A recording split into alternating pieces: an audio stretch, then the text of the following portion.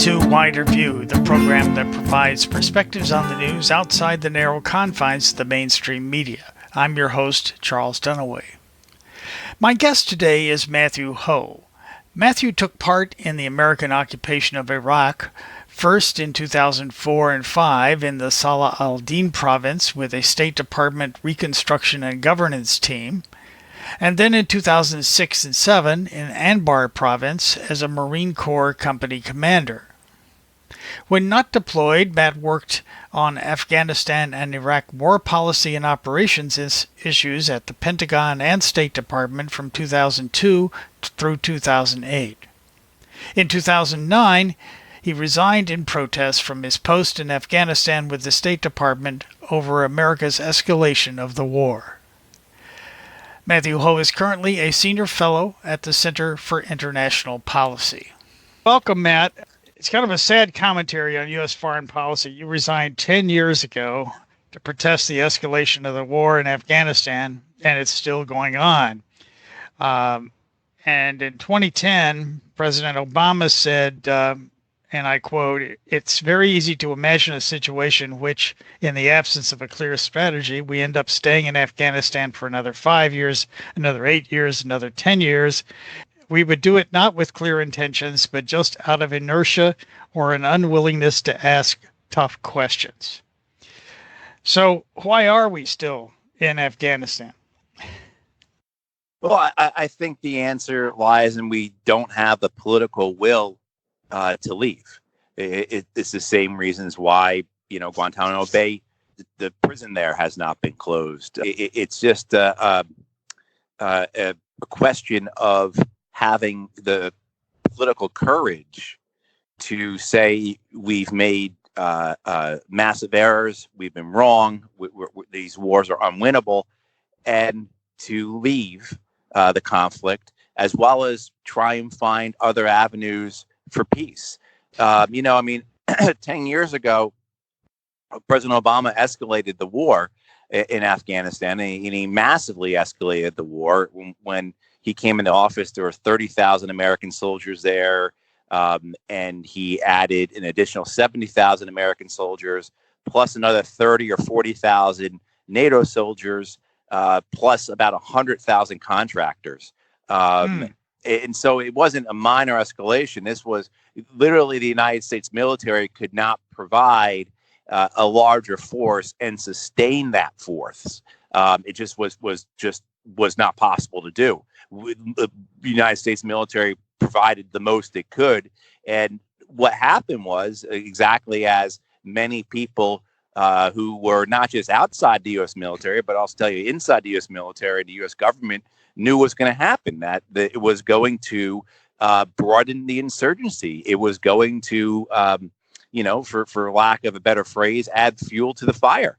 Because what the insurgency in Afghanistan, just as we know as was in Iraq, as we've seen in Africa, as we've seen in Yemen, it is based on resistance to foreign occupation, resistance to foreign forces, and resistance to a corrupt and predatory government.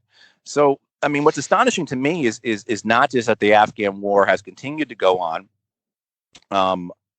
but also too that the wars have spread. That over the last 10 years, we've also seen the wars in Syria, we've seen the wars in Yemen, we've seen the wars in Libya, we've seen wars throughout Africa. One of my favorite statistics, and it's a terrible statistic, it's an awful, awful statistic, is that when the United States creates its African command, so the United States has military commands responsible for different parts of the world. And in 2007, 2008 timeframe, the United States created an Africa command. That year, there were about 20 terror attacks throughout the entire continent of Africa. Last year, 10 years after the creation of AFRICOM, or Africa Command, for the United States military, there were more than 2,000 terror attacks throughout all of Africa. And we know from the United Nations, from journalists, from academics, that these attacks are primarily due to resistance to either foreigners or resistance to corrupt and predatory governments. Question that we need to ask is this going to continue? Because right now, the momentum, these wars just continue to recycle on themselves. The justifications for the wars, the reasons for the wars, the reasons why men and women support the insurgency, etc., are self-fulfilling and self-sustaining. And so the question is whether or not we'll actually ever come out of these conflicts, or if these conflicts will go on, indefinitely. Mm-hmm. Well, there's clearly a portion of the U.S.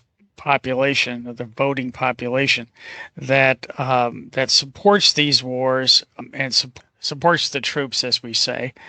But the government really isn't, as a general rule, that concerned about what ordinary people are thinking. I mean, there must be some powerful interest within the government that or powerful interest upon the government that are really pressing the cause for war. Yes, absolutely. And I think this goes for not just the war, the interest in the war, but it's fundamental to the way our government is structured right now, particularly the way our elections are run, campaigns are financed, and how responsible politicians are then to their benefactors. So where you can say, look, the defense industry is pushing for these wars and they're getting them, which is absolutely true. The same you could say for sugar manufacturers or other agriculture manufacturers, or right. I just heard another story briefly about Boeing. How much did Boeing and their donations influence how the FAA and Congress have been overseeing, say, the Boeing 737 Supermax program, which had those awful crashes. So I think it's and you can go on with the health insurance industry or the pharmaceutical industry, right? So I think it's how our government is structured, particularly again how elections and campaigns are financed, and how the politicians who win are then beholden to those interests.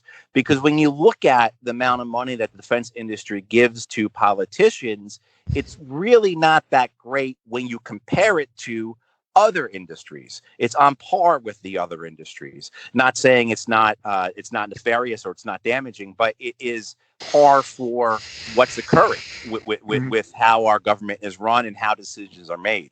Now, with the defense industry, though, what you have happen is you have over $1 trillion a year by the U.S. government spent on war-making organizations.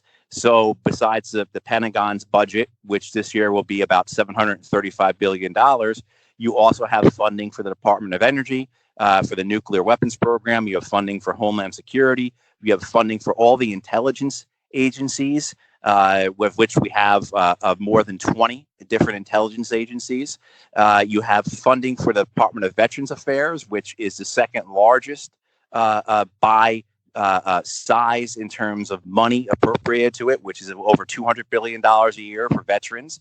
And then you have debt and interest payments on past military and war spending, which this year alone is about $150 billion just on debt payments and interest payments. So that money all gets cycled, and it goes out to companies and corporations that make record profits every year, whose CEOs make tens of millions of dollars. And what they also do then is they reinvest some of that money into think tanks, which then produce the policy experts that say that these wars are necessary, that say that 800 military bases around the world for the United States is necessary, that the $735 billion base budget for the Department of Defense is necessary. So that is a lot of what keeps these wars in motion. Another aspect of it is, even though politicians are aware that most Americans are not too overly concerned about the wars, every now and again, public opinion will spike, or when attention is brought to the wars. We saw this in 2013 when the war in Afghanistan reached public opinion numbers, in the negative public opinion numbers, over 80%. So it was the most unpopular war of all time at that point. In about the same time frame in 2013, many Americans became very concerned about the United States going into Syria, and there was a mass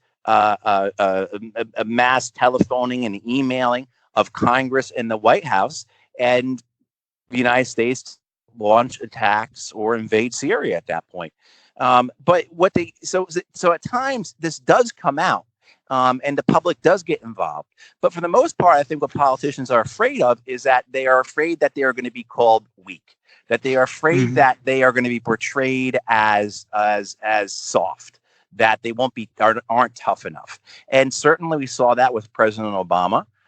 He was told in no uncertain terms by his political advisors that, look, if you do not escalate the war in Afghanistan, that if you draw down or pull out or end the war in Afghanistan and something happens, then you will be blamed for it. And so you saw that when that occurred after we pulled our forces out of Iraq.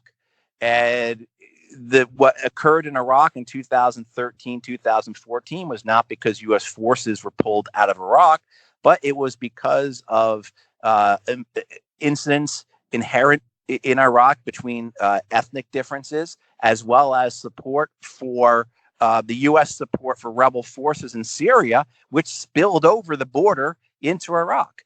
However, even now, 6 years later or so, you still hear people say that Iraq fell apart because Obama pulled the troops out.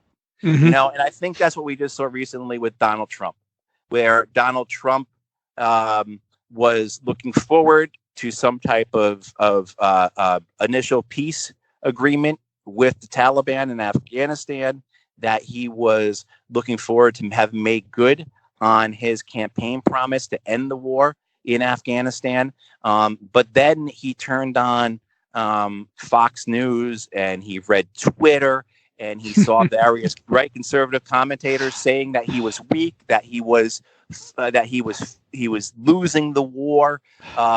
He heard retired generals who were on the dime for the defense industry saying the same things, and he canceled the talks. It's interesting. After he fires John Bolton, he makes sure to know that he didn't fire John Bolton because John Bolton was too hawkish. Donald Trump makes a point of saying that I was actually tougher on Venezuela and Cuba than John Bolton was, trying to make sure people know that he is tough. So I think that's another fundamental aspect of this in terms of when it comes to politicians, is that they're afraid that they're going to be called weak. Right. And you've seen that throughout, history. Yeah, it really is. Well, to get back to Afghanistan for a bit, President Trump, apparently when he canceled these peace talks with the Taliban that were supposedly scheduled for Camp David on September 11th, which is, strange in itself, that there had been talks underway in Qatar for a long time with Ambassador Zalmay Khalilzad heading the U.S. delegation. This guy Khalilzad is a charter member of the Project for a New American Century. He's been overseeing the destruction of Afghanistan for most of his political career, and he started there during the Carter administration, pumping up the Mujahideen to fight the Soviets. A strange choice to run peace talks.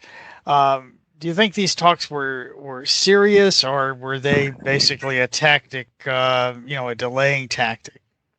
No, I think they were quite serious, and it really is a paradox that Zalmay Khalilzad worked so hard at getting these talks done. My understanding was that he really put in, over the last year, quite the effort, that they had 9 rounds of talks with the Taliban, that Khalilzad was constantly to Pakistan, to India, to Europe, to various other regions, working on this deal, that they really wanted to see something come through, that Khalilzad really had his heart in it, which is odd, as you said, because he had spent so much of his life helping to destroy Afghanistan.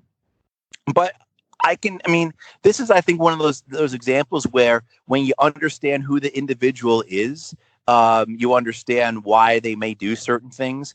And I remember Khalilzad had been ambassador to both Afghanistan and Iraq under President Bush. And Khalilzad's biggest fan is Khalilzad. He has a massive ego. And so I think he saw himself as the man who would bring peace to Afghanistan. He was going to carry out Donald Trump's order, and that he was going to be the man who would do what no one else could. And then, of course, there would be book deals, and then maybe even a movie about him. Because that's the type of personality that he is. So I think that's what you need if you're going to do something as difficult as end a war. You need someone with that type of personality, even if it is kind of psychopathic in a way, in the sense that it's so focused on his own self-aggrandizement. But I believe the talks were very serious. It's a disappointment that they failed, because these were the first talks that had occurred in Afghanistan in decades. This war, as you mentioned, goes back to the 1970s. And while this was not perfect by any means, this first stage of the talks, and while it was going to accomplish relatively little, in the sense of the U.S. has about 14,000 troops in Afghanistan. This deal supposedly would have brought 5,000 out within the next few months in return for a limited ceasefire from the Taliban. The Taliban, my understanding was, they agreed not to launch attacks in Kabul and one of the provinces next to Kabul. But the idea was that this would have been the first step in multiple steps. So it's disappointing that it may be the end of the process, but it may not be. We have to wait and see what happens going forward, whether or not President Trump decides that it's better for his own interests to be seen as a peacemaker and fulfilling his campaign pledge, and then being able to say, look, I did what Bush and Obama couldn't do. I brought peace to Afghanistan. I ended the war. Or he feels like it's not necessary to be tough. So it's just a question now of what he feels is best for him. And unfortunately, 32 million Afghan lives are basically hanging in the balance. And he's basically just listening to Fox News. So yeah, which is incredibly awful in so many ways. That is what, hearing Brit Hume and people like that say that he was weak is probably the reason why he canceled these talks. Not the Taliban attack, probably. No, that doesn't make any sense, right? Because they've killed more than 15 other Americans over the course of these talks. For him to say that, hey, it was because they killed an American, is really kind of absurd, because they've been killing Americans all throughout this time. I think that was just kind of an excuse to give, when the real excuse was that he had a temper tantrum. But that sounds a little better. Yeah, exactly. Yeah. So let's talk about some of the geopolitical implications here. Afghanistan has major borders with both Pakistan and Iran, and what are the interests of those nations in this situation in Afghanistan? What has the war done to disrupt lives there as well as in Afghanistan? Do you think they have any bearing on what's going on? Well, they do, and they should. And whether or not it's helpful, I think the Iranians have actually tried to be one of the more helpful nations in all of this. The Iranians have a very long border with Afghanistan, along the southwest part of Afghanistan. There are three major aspects for the Iranians, at least, of what they care about. One is that they are host to 1 million or so, at least, Afghan refugees, and they've been host to them for decades now. When the fighting gets worse, as it has been over the last couple of years, the refugees come across their border. What also comes across their border, which is their second concern, is the drugs. The poppy production that feeds about anywhere from 80 to 95% of the opium and the illicit opiate trade in the world, depending upon which source you look at, comes out of Afghanistan, and an incredibly huge portion of that goes through Iran, which causes all kinds of problems for the Iranians, most especially a very large addiction problem. And then the third thing that the Iranians are very concerned about are they're very protective of the Shia minority in Afghanistan. The Iranians are predominantly Shia, and they have a special attachment to, of course, to the Hazara community, the Shia minority in Afghanistan, which in the past has received the blunt of genocidal attacks from the Taliban, now from the Islamic State, from different warlords of different ethnicities. So they have those concerns, as well as too just the general concern of, the country that's on your border, on your northeast border, has been in war for 40 years, and that's not good for anybody. That type of instability and chaos and that violence and so, and then the Pakistanis have much the same concerns. And the Pakistanis are concerned for the Pashtuns in Afghanistan. The Pashtuns make up the plurality of the population in Afghanistan. They're about 40% of the Afghans, of the Afghan population. There was always this idea over the last 70 or so years with the Pakistani military that they saw Afghanistan as their backyard, so that in a war with India, which has occurred several times, as we know, the Pakistani army had room to fall back into, right? As well as the Pakistanis have a very close relationship with the Afghan Taliban. The Pakistani Taliban is a different organization with different goals. They are against the Pakistani government, while the Afghan Taliban and the Pakistani government have been allied at many times. It's unclear where they are right now, but the Afghan Taliban has received lots of support in the past from the Pakistanis. You talk to people in Afghanistan about how the Taliban took control of so much of the country in the mid-90s and late 90s. They say it was based on the Pakistani rupee, that they're just able to buy off their adversaries. Both Pakistan and Iran have huge fundamental interests in Afghanistan. It's a question of whether or not they are going to be allowed to be involved in any future process in Afghanistan. And I'll tell you my view on it is that Afghanistan should declare itself a neutral country and have no involvement from the outside. That's probably not possible. So I think going forward, if there's going to be peace in Afghanistan, you're going to have an agreement among all those nations, the bordering nations, the nations in the region, as well as other nations like the United States, Russia, China, that they will not be involved in a manner that fuels the violence. They will not provide weapons. They will not provide money. They will not provide assistance that will continue the war, that will allow groups to launch attacks. And the way you do that is to make sure that what's occurring in Afghanistan is transparent. So in that sense, the Pakistanis are involved in the larger regional international settlement that goes into an Afghan peace process. Again, the Afghan peace in Afghanistan is only going to come from the Afghans themselves, from an intra-Afghan process. And the best thing that could happen would be outside nations stay out of Afghanistan, particularly in any manner that would help fuel the violence, because that's what they've done for the last 40 years. And the result has just been, absolute and utter suffering for the Afghans. Yeah, let's talk a little bit more about that. I mean, it's been, I guess it would be the late 70s since there has been a stable and peaceful government in Afghanistan. So that's a very long time to have the chaos of war and of various kinds and various different groups, claiming to be in charge. But basically continual war. What is it like there now? What's been the effect on the Afghan people? Oh, I think it's been something that we in the West, especially in the United States, have no conception of. 1973 is when the kings deposed. That instability starts to begin then. And then it's 1978 when the violence really breaks out.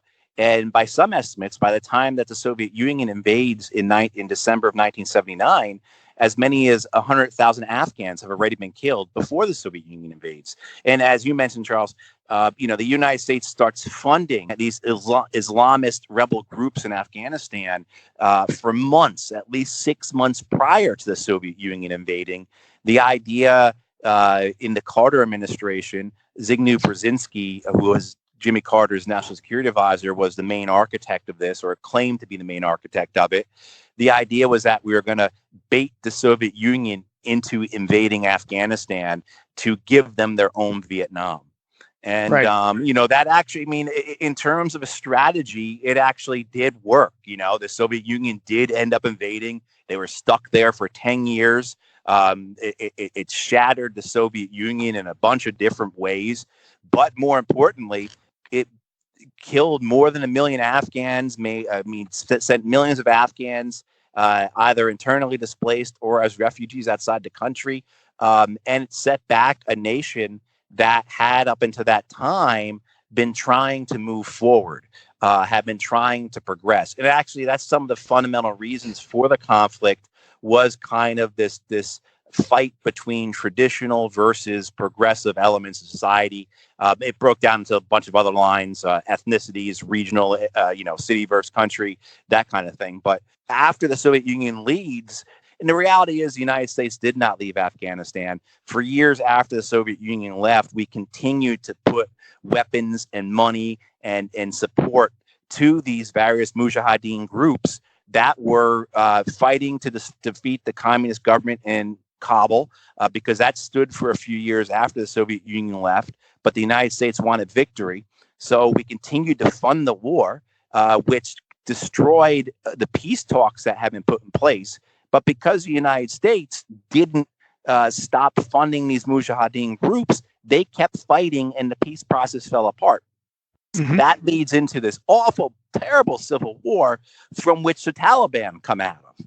And then in 2001, the United States goes militarily into Afghanistan after the 9/11 attacks. The country is just devastated. Absolutely devastated. There is no industry in Afghanistan except for the narcotics business. That is literally the only industry. There's no electrification. The road system is barely existent. All the claims put forward by the United States government over the last 18 years of all the progress that's been made have been pretty much proven false. There's a special inspector general for Afghan reconstruction who's appointed by the Congress named John Sopko. And Sopko, along with lots of journalists, done really great work showing that, look, 90 to 95% of the healthcare centers that the United States claimed to have built in Afghanistan were never built. The same goes for all the schools. We had heard that 6 million Afghan girls were going to school because of the U.S. invasion and occupation. And what we found out in the last several years is that those numbers were a lie. They were just made up numbers. The people who have benefited in Afghanistan from the occupation or from the United States presence there have really only been those Afghans who have been on the United States' payroll or who we have put in positions of power. There have been some pockets in the cities, like in Kabul, where you could, if you had a television crew, you could go there and do a story about what life is like after the Taliban, and it looks like progress has been made. But those pockets are few and far between, and the majority of the Afghans have experienced nothing but suffering. We have no idea how many have been killed. There's several million. They are the second largest refugee population in the world after the Syrians. There's more than 1 million Afghans who are displaced within the country. They live in camps, which are freezing in the winter, where it's difficult to get clean water or food. So it is really a hell on earth. Thank you very much, Matt. Appreciate you taking the time to talk with me today, and hopefully we can do this again sometime. Yeah, absolutely, Charles. I appreciate it. Thank you very much. Thanks again to Matthew Ho for joining me this week on Wider View. As always, the views expressed on Wider View are those of myself and my guests and may not reflect the views of the management of the radio station to which you're listening. I'm your host, Charles Dunaway. Thanks for joining me.